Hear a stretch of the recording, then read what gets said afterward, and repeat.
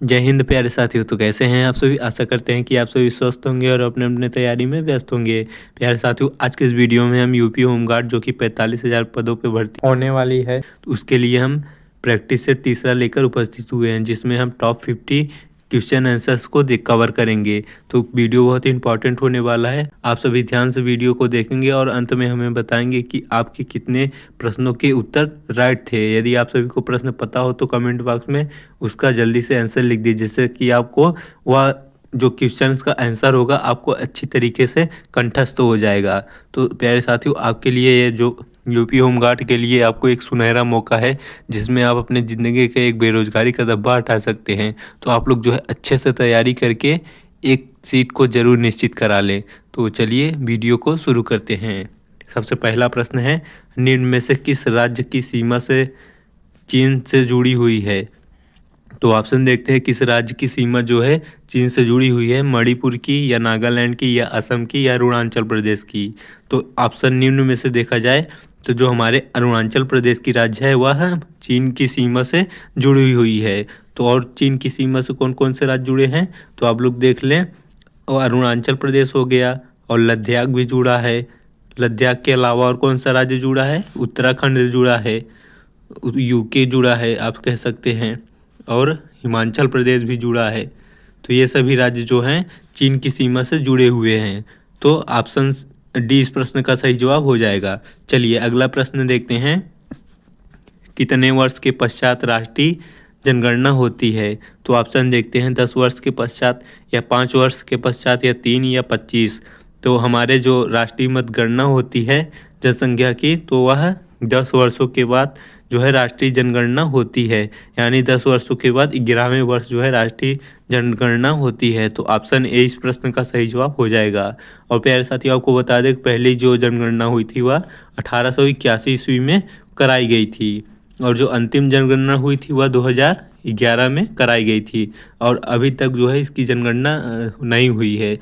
तो प्यारे साथियों, इस प्रश्न का ऑप्शन ए राइट आंसर हो जाएगा। अगला प्रश्न देखते हैं, काजीरंगा राष्ट्रीय पार्क है उड़ीसा में, या महाराष्ट्र में, या असम में, या इनमें से कोई नहीं। तो कमेंट बॉक्स में आप लोग उत्तर बताएंगे। तो जो काजीरंगा राष्ट्रीय पार्क है वह असम में स्थित है। और यह किस लिए प्रसिद्ध है, यह जो है एक सींग वाले गैंडे के लिए काजीरंगा राष्ट्रीय उद्यान जो है प्रसिद्ध है। तो इस प्रश्न का ऑप्शन सी राइट आंसर हो जाएगा। अगला प्रश्न देखते हैं, ऑपरेशन फ्लड से संबंधित है। ऑपरेशन फ्लड जो है किससे संबंधित है, तमिलनाडु से, या बाढ़ नियंत्रित से, या दूध का आयात से, या डेयरी से। तो इसका राइट आंसर हो जाएगा ऑपरेशन फ्लड जो है, इसे श्वेत क्रांति के नाम से भी जानते हैं, जो कि डेयरी के विकास से ऑपरेशन फ्लड संबंधित है। तो ऑप्शन डी इस प्रश्न का सही जवाब हो जाएगा। अगला प्रश्न देखते हैं, चलिए, धान की खेती के लिए उत्तम मिट्टी कौन सी है। तो धान की खेती के लिए सबसे उत्तम मिट्टी जो होती है वह दोमट मिट्टी होती है। तो आप लोग याद रख लेंगे, दोमट मिट्टी में कौन सी खेती की जाती है, ज़्यादातर धान की खेती। तो ऑप्शन सी इस प्रश्न का सही जवाब हो जाएगा। अगला प्रश्न देखते हैं, कौन से भारतीय शहर हेवी इलेक्ट्रिकल से संबंधित है। तो ऑप्शन देखते हैं, नागपुर, या रायपुर, या भोपाल, या लखनऊ। तो जो भारतीय शहर है वह भोपाल जो है हैवी इलेक्ट्रिकल के संबंधित है, क्योंकि इसमें भारी मात्रा में संयंत्र का उपयोग करके विद्युत का उत्पादन किया जाता है भोपाल शहर में। तो ऑप्शन सी इस प्रश्न का सही जवाब हो जाएगा। चलिए अगला प्रश्न देखते हैं। प्रश्न है, भारत में हरित क्रांति का श्रेय जिस सुविख्यात कृषि औद्योगिक विज्ञ को दिया जाता है उनका नाम है। तो इसका सही जवाब हो जाएगा डॉक्टर वर्गीस कुरियन जी को जो है औद्योगिक विज्ञान कहा जाता है। तो ऑप्शन सी इस प्रश्न का सही जवाब हो जाएगा। अगला प्रश्न देखते हैं, राणा प्रताप सागर संबंधित है। तो राणा प्रताप सागर किससे संबंधित है, वह जल विद्युत से राणा प्रताप सागर जी संबंधित है। तो ऑप्शन डी इस प्रश्न का सही जवाब हो जाएगा। चलिए अगला प्रश्न देखते हैं, पृथ्वी और सूर्य के बीच अधिकतम दूरी किस तिथि की होती है। तो पृथ्वी और सूर्य की बीच जो है अधिकतम दूरी जो होती है वह किस तिथि को होती है। तो इसका सही जवाब हो जाएगा 4 जुलाई को पृथ्वी और सूर्य के बीच की दूरी जो होती है अधिकतम होती है। तो ऑप्शन सी इस प्रश्न का सही जवाब हो जाएगा। चलिए अगला प्रश्न देखते हैं, भारत के राज चिन्ह में प्रयुक्त होने वाले शब्द सत्यमेव जयते किस उपनिषद से लिया गया है? काफ़ी इंपॉर्टेंट प्रश्न है। तो जो भारत में राज चिन्ह प्रयुक्त होता है होने वाला शब्द जो है वह सत्यमेव जयते है, वह किस उपनिषद से लिया गया है? तो इसका जो सही उत्तर हो जाएगा यह मुंडक उपनिषद से सत्यमेव जयते शब्द को लिया गया है। तो ऑप्शन बी इस प्रश्न का सही जवाब हो जाएगा। चलिए अगला प्रश्न देखते हैं। गायत्री मंत्र किस पुस्तक से लिया गया है? तो गायत्री मंत्र को किस पुस्तक से लिया गया है? ऑप्शन देखते हैं, ऋग्वेद से या सामवेद से या यजुर्वेद से या अर्थवेद से। तो गायत्री मंत्र जो है वह ऋग्वेद से लिया गया है। तो ऑप्शन ए इस प्रश्न का सही जवाब हो जाएगा। अगला प्रश्न देखते हैं, हिंदी किस लिपि में लिखी गई है? तो हिंदी जो है वह देवनागरी लिपि में लिखी गई है। आप सभी को वैसे भी पता होना चाहिए। तो हिंदी हमारी भाषा जो है वह देवनागरी भाषा में लिखी गई है। तो इस प्रश्न का ऑप्शन सी राइट आंसर हो जाएगा। चलिए अगला प्रश्न देखते हैं। प्रश्न संख्या 13 है, ब्राह्मी लिपि को किसने स्पष्ट किया? तो ब्राह्मी लिपि को स्पष्ट करने वाले जो महान व्यक्ति थे वह जेम्स प्रिंसेप थे, जिन्होंने ब्राह्मी लिपि को स्पष्ट रूप से बताया था। तो ऑप्शन ए इस प्रश्न का सही जवाब हो जाएगा। अगला प्रश्न देखते हैं, राष्ट्रीय विज्ञान दिवस किस दिन मनाया जाता है? काफ़ी महत्वपूर्ण प्रश्न है। तो राष्ट्रीय विज्ञान दिवस जो है 28 फरवरी को मनाया जाता है। इस प्रश्न को आप सभी जो है अपने जुबान पर रट लेंगे। 28 फरवरी को राष्ट्रीय विज्ञान दिवस मनाया जाता है। तो ऑप्शन सी इस प्रश्न का सही जवाब हो जाएगा। चलिए अगला प्रश्न देखते हैं, राष्ट्रीय खेल दिवस किस दिन मनाया जाता है? तो राष्ट्रीय खेल दिवस जो है वह 29 अगस्त को मनाया जाता है। तो ऑप्शन बी इस प्रश्न का सही जवाब हो जाएगा। चलिए अगला प्रश्न देखते हैं। प्रश्न संख्या 16 है, सलाल जल विद्युत परियोजना किस राज्य में है? काफ़ी बड़ा विद्युत परियोजना है सलाल।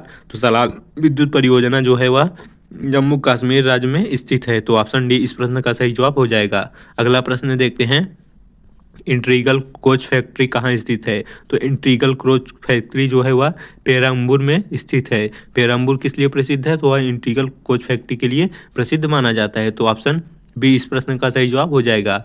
अगला प्रश्न देखते हैं, भारत का सबसे घनी आबादी वाला राज्य कौन सा है? तो भारत का सबसे घनी आबादी वाला राज्य बिहार है। तो ऑप्शन बी इस प्रश्न का सही जवाब हो जाएगा। अगला प्रश्न देखते हैं। प्रश्न संख्या 19 है, चीनी यात्री वेनसांग ने कहाँ अध्ययन किया था? काफ़ी इंपॉर्टेंट प्रश्न है हिस्ट्री का। तो चीनी यात्री वेनसांग ने जो है वह नालंदा विश्वविद्यालय में जो है अध्ययन किया था। तो ऑप्शन बी इस प्रश्न का सही जवाब हो जाएगा। अगला प्रश्न देखते हैं, नालंदा विश्वविद्यालय की स्थापना किसने की थी? काफ़ी महत्वपूर्ण प्रश्न है। तो नालंदा विश्वविद्यालय की स्थापना जो है वह कुमार गुप्त प्रथम ने की थी। तो ऑप्शन बी इस प्रश्न का सही जवाब हो जाएगा। अगला प्रश्न देखते हैं, वेनसांग किसके शासनकाल में भारत आया था? काफ़ी महत्वपूर्ण प्रश्न है इतिहास का। तो वेनसांग जो है वह हर्षवर्धन के शासनकाल में भारत आया था। तो ऑप्शन बी इस प्रश्न का सही जवाब हो जाएगा। अगला प्रश्न देखते हैं, किसके शासनकाल में फाहियान भारत आया था? तो फाहियान जो था वह चंद्रगुप्त विक्रमादित्य के शासनकाल में भारत में आया था। तो ऑप्शन डी इस प्रश्न का सही जवाब हो जाएगा। अगला प्रश्न देखते हैं, स्वतंत्रता के बाद विकसित पहले पतन का क्या नाम था? तो स्वतंत्रता के बाद जो है विकसित के पहले जो है पतन का नाम जो है कांडला था। तो ऑप्शन सी इस प्रश्न का सही जवाब हो जाएगा। अगला प्रश्न देखते हैं, राउरकेला स्टील संयंत्र के सबसे निकट कौन सा बंदरगाह है? तो राउरकेला जो स्टील का संयंत्र है तो उसके सबसे निकट जो है वह पारादीप बंदरगाह स्थित है। तो ऑप्शन ए इस प्रश्न का सही जवाब हो जाएगा। अगला प्रश्न देखते हैं, भारत के पूर्वी तट पर स्थित पत्तन कौन से हैं? तो स्थित पत्तन भारत के पूर्वी तट पर जो है वह पारादीप और हल्दिया, ये दोनों जो है भारतीय पत्तन स्थित है। तो ऑप्शन डी इस प्रश्न का सही जवाब हो जाएगा। अगला प्रश्न देखते हैं, सेज SEZ का पूर्ण रूप क्या है? तो SEZ का पूर्ण रूप जो होता है वह स्पेशल इकोनॉमिक जोन होता है। तो ऑप्शन जो है इस प्रश्न का ऑप्शन ए राइट आंसर हो जाएगा। चलिए आगे बढ़ते हैं। अगला प्रश्न है, WLL का अर्थ क्या है? तो WLL का अर्थ जो है वह virus less in local loop होता है। तो ऑप्शन बी इस प्रश्न का सही जवाब हो जाएगा। चलिए अगला प्रश्न देखते हैं, काफ़ी इंपॉर्टेंट प्रश्न है, जय हिंद का नारा किसने दिया था? तो जय हिंद का नारा देने वाले जो महान व्यक्ति थे वह सुभाष चंद्र बोस जी थे। काफ़ी महत्वपूर्ण प्रश्न है। तो ऑप्शन ए इस प्रश्न का सही जवाब हो जाएगा। अगला प्रश्न देखते हैं, किसने कहा था तुम मुझे खून दो मैं तुम्हें आज़ादी दूंगा। काफ़ी प्रचलित जो है कोटेशन है। तो महान व्यक्ति जो है इसको कहने वाले सुभाष चंद्र बोस जी थे। इन्होंने कहा था कि तुम मुझे खून दो मैं तुम्हें आज़ादी दूंगा। तो ऑप्शन डी इस प्रश्न का सही जवाब हो जाएगा। चलिए अगला प्रश्न देखते हैं। प्रश्न संख्या 30 है, देशबंधु की उपाधि संबंधित है। तो देशबंधु की उपाधि किससे संबंधित है, यानी किसको दिया गया था? वह चित्तरंजन दास जी को देशबंधु की उपाधि दिया गया था। तो ऑप्शन डी इस प्रश्न का सही जवाब हो जाएगा। अगला प्रश्न देखते हैं। सुभाष चंद्र बोस ने सिंगापुर में दिल्ली चलो का नारा दिया था। सुभाष चंद्र बोस ने सिंगापुर में दिल्ली चलो का नारा कब दिया था? तो इसका सही जवाब हो जाएगा 1943 ईस्वी में सुभाष चंद्र बोस ने दिल्ली चलो का नारा दिया था। तो ऑप्शन बी इस प्रश्न का सही जवाब हो जाएगा। अगला प्रश्न देखते हैं। गांधी इरविन समझौता किससे संबंधित है? तो गांधी इरविन समझौता जो था वह सविनय अवज्ञा आंदोलन से संबंधित था। ऑप्शन ए इस प्रश्न का राइट आंसर हो जाएगा। अगला प्रश्न देखते हैं। महात्मा गांधी को सर्वप्रथम राष्ट्रपिता किसने कहा? काफ़ी महत्वपूर्ण प्रश्न है। तो महात्मा गांधी को सर्वप्रथम राष्ट्रपिता कहने वाले जो महान व्यक्ति थे वह सुभाष चंद्र बोस जी थे। तो ऑप्शन सी इस प्रश्न का सही जवाब हो जाएगा। चलिए अगला प्रश्न देखते हैं। प्रश्न संख्या 34 है, कायदे आज़ाद किसे कहा जाता है? तो कायदे आज़ाद जो है वह मोहम्मद अली जिन्ना को कहा जाता है। तो ऑप्शन ए इस प्रश्न का सही जवाब हो जाएगा। अगला प्रश्न देखते हैं। काफ़ी इंपॉर्टेंट प्रश्न है।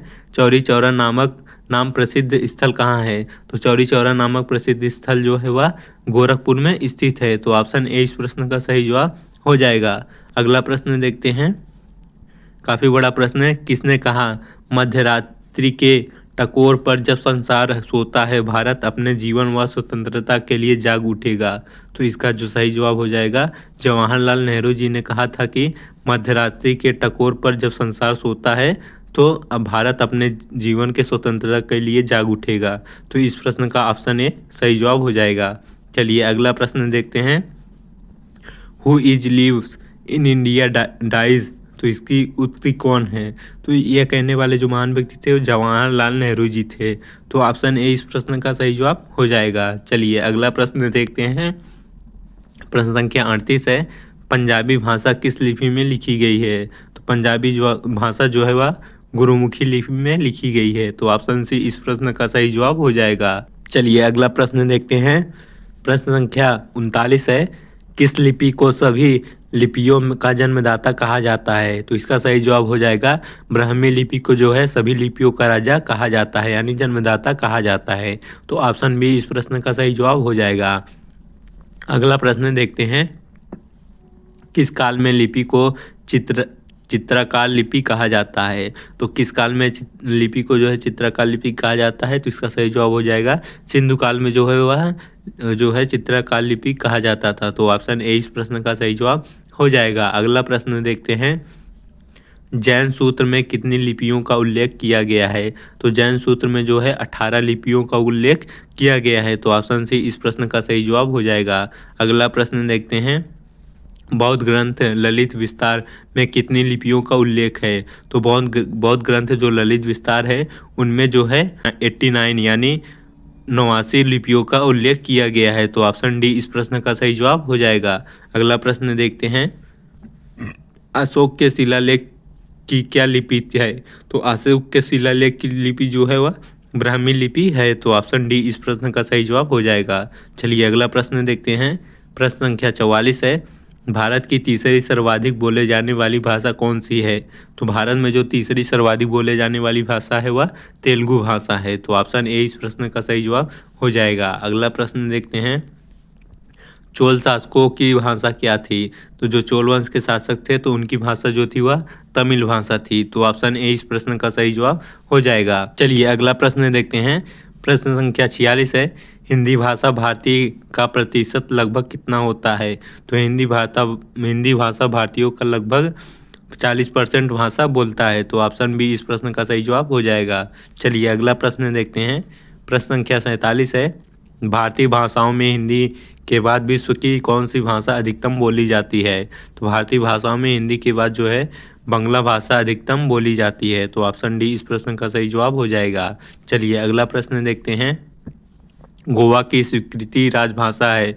तो गोवा की स्वीकृति राजभाषा जो है वह कोंकणी है, तो कोंकणी जो है कहाँ की राजभाषा है, तो गोवा की राजभाषा हो जाएगी। तो ऑप्शन ए इस प्रश्न का सही जवाब हो जाएगा। अगला प्रश्न देखते हैं, कौन सी भाषा देव भाषा है, तो ऑप्शन इसका राइट आंसर हो जाएगा संस्कृत भाषा जो है वह देव भाषा मानी जाती है। तो ऑप्शन सी इस प्रश्न का सही जवाब हो जाएगा। अगला प्रश्न देखते हैं और अंतिम प्रश्न है, भारत का प्राचीन भाषा है, तो भारत की जो प्राचीन भाषा है वह संस्कृत भाषा है। तो ऑप्शन ए इस प्रश्न का सही जवाब हो जाएगा।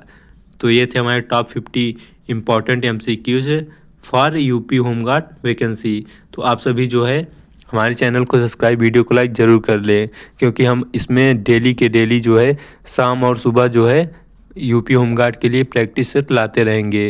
यदि आप रेलवे ग्रुप डी की भी तैयारी कर रहे हैं तो आप जो है हमारे चैनल से जुड़ जाइए, क्योंकि इसके लिए भी हम साइंस के प्रैक्टिस सेट लाते रहते हैं। वीडियो देखने के लिए धन्यवाद। आपका दिन शुभ हो।